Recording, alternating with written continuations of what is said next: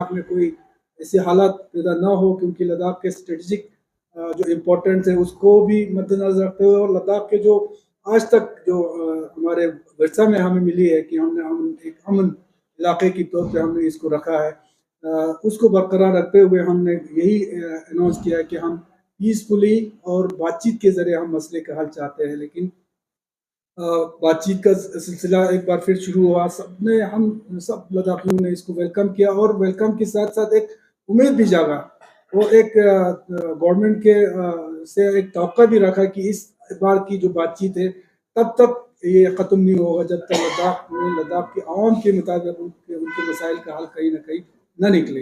लेकिन बदकिस्मती से सब कमेटी का जब लास्ट मीटिंग हुआ, उसके बाद दूसरे मीटिंग का जो ये था उसमें बहुत गैप हुआ। उस गैप की वजह से हमारे लीडरशिप हो या हमारे लद्दाख के अवाम हो, खासकर हमारा जो यूथ नौजवान तबका है, उनमें एक बहुत एक ये पैदा हुआ। तो आज कुछ दिन पहले मैं मिनिस्टर साहब से भी मिला था, ये सारी चीज़ें उनके सामने हमने रखी थी। एक डेट आज निकला है 20 तारीख को, आज सबने उसका भी वेलकम किया है। लेकिन इस बार अब लोगों को ये लद्दाख की आवाम हो या लीडरशिप हो, अगर इस मीटिंग में कहीं ना कहीं कुछ जो हमारे तवक्कात के मुताबिक अगर इसमें कुछ ये नहीं होती है, आगे इसका ये नहीं होती है, तो मुझे अफसोस की ये कहना पड़ रहा है कि उसके बाद, क्योंकि एक हद तक जो है लद्दाख के अवाम जो है वो बर्दाश्त कर पाएगा, लेकिन उससे आगे जो हमारे अपने लीडरशिप के हाथ में भी नहीं रहेगा। क्योंकि अगर एक बार फिर, क्योंकि बहुत साल हो गए हमारे नौजवान इतने परेशान है, अवाम इतने परेशान है, तो मैं उम्मीद करता हूँ, तवक्का भी है, यकीन भी करता हूँ, और गवर्नमेंट से अपील भी करता हूँ कि जो इस बार बैठ रहा है, हम एक मीटिंग हो रहा है, इस मीटिंग से कोई ना कोई नतीजा जो है वो लोगों के सामने आए, लोगों को दिखे, ताकि जो इन्वायरमेंट, जो पीसफुली, जो अमान के जो फिजा जो लद्दाख में बनी है वो बरकरार रहे।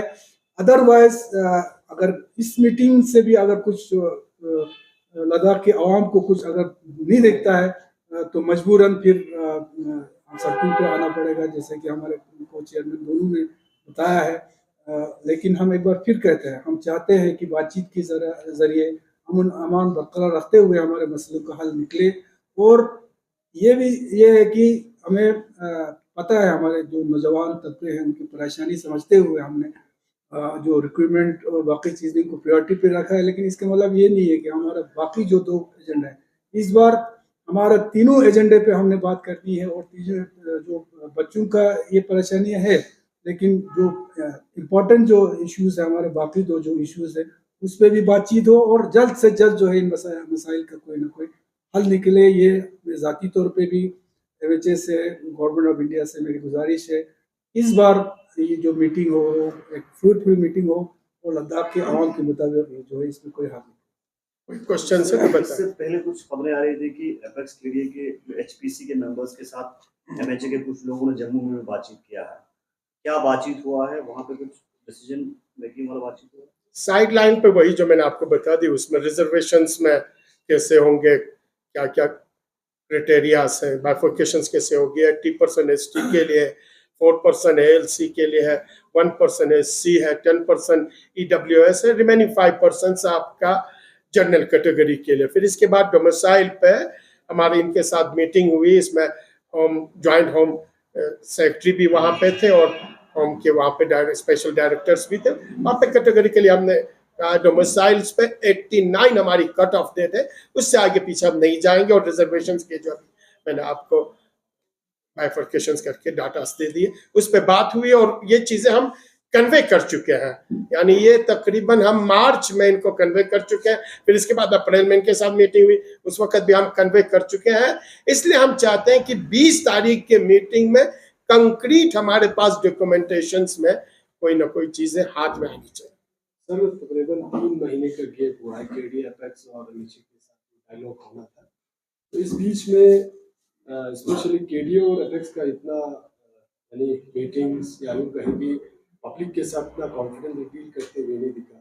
आवाम में दुश्वारी बहुत थी कि केडी और एपेक्स भी इतना लीडरशिप जो है आगे नहीं बढ़ रहा है। इसके ऊपर आप क्या मैं कहना आप चाहेंगे? एक चीज आपको क्लियर कर दूं, जैसा कि अभी आपके साथी ने कहा, हम 4 मार्च को ही एपेक्स और केडीए की कोर कमेटी वहां पर मिली।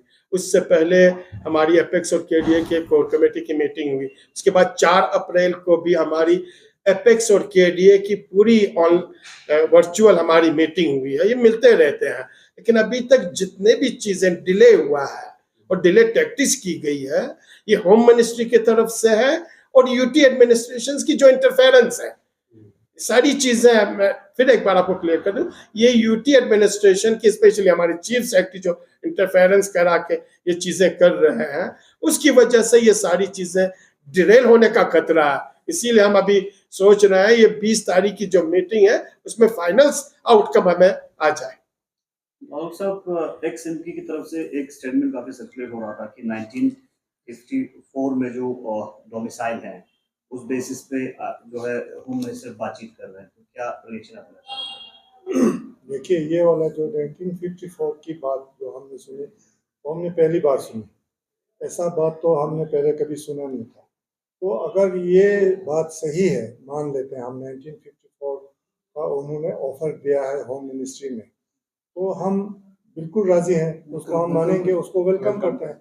1954 का कट ऑफ डेट रखें आप, तो हमारे लिए ज़्यादा बेहतर है 1989 से, तो इसको तो हम वेलकम करते हैं। इसमें अभी मीटिंग में भी हमारी डिस्कशंस हुई है और बीजेपी लेह के जितने भी मेंबर्स हैं बढ़ चढ़ के इस चीज को ये हाईलाइट करने की कोशिश कर रहे हैं। हम इनको अपनी तरफ से, केडीए और एपेक्स की तरफ से, हम खुद यहाँ से इनको ये कह रहे हैं, अगर 54 गवर्नमेंट ऑफ इंडिया ने मान ली है तो पूरा एपेक्स और केडीए आपके साथ है। आप 54 को गवर्नमेंट ऑफ इंडिया से यस करा के डोमिसाइल बना के ले आए, सबसे पहले एपेक्स और केडीए वेलकम करेंगे। थैंक यू, बहुत बहुत शुक्रिया।